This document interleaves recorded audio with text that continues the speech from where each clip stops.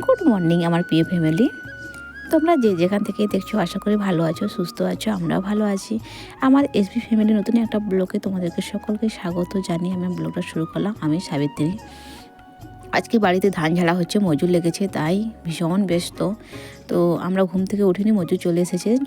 ছটার সময় আমাদের পাশে মজুর লাগে। পাশে মেয়ের জন্য জল গরম করতে বসেছি, মেয়ে স্নান করবে, আর ওখানে মাংস রান্না হচ্ছে। এখানে এই যে মজুরের জন্য হচ্ছে, এখন বাজে 10টা, আর এই শসা আর হচ্ছে পেঁয়াজ এইসব মুড়ি খেতে দেওয়া হবে, ঝুড়ি টুড়ি চানাচুর দিয়ে। আর আমি এখানে মাংস দিয়ে দিয়েছি, মাংস রান্না হচ্ছে। আর মজুরে যে এসে গিয়েছে, মুড়ি দেওয়া হবে বসছে। আর দুটো বাচ্চা স্কুলে যাবে, আর 2 মেয়েরই পরীক্ষা হচ্ছে।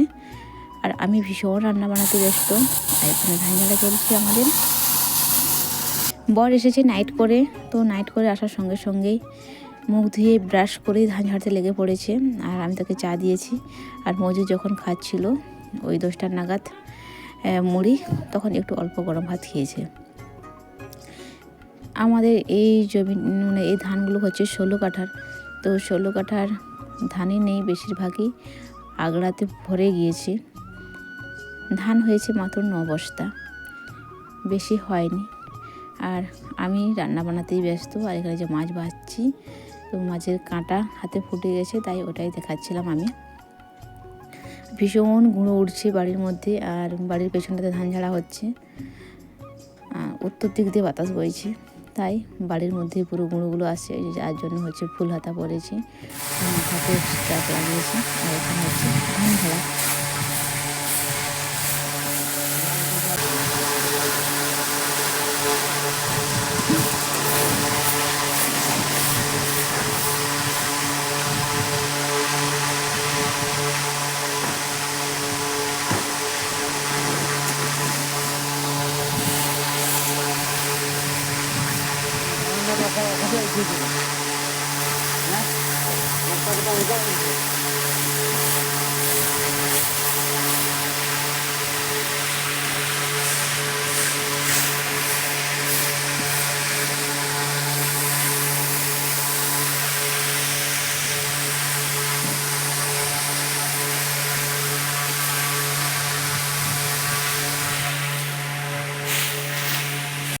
লাল লাল মাংস হয়েছে, মাংসের ঝোল, মাছ, কুঁদরি ভাজা, শাক ভাজা, এইসবই রান্না হয়েছে। তো মজুর খেয়ে দিয়ে বাড়ি চলে গিয়েছে, 12:30টার সময় ছুটি হয়ে গিয়েছে।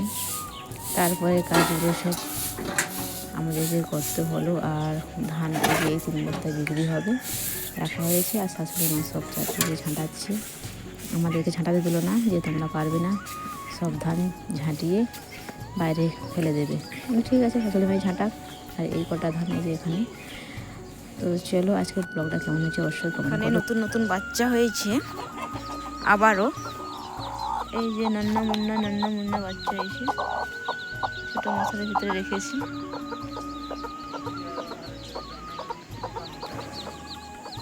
ধাড়ি, আর এখন পুরো সন্ধ্যা হয়ে আসছে।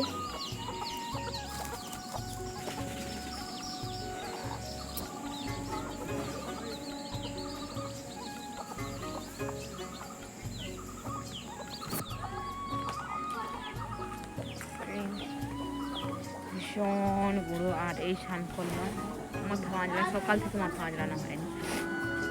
চলো বাই।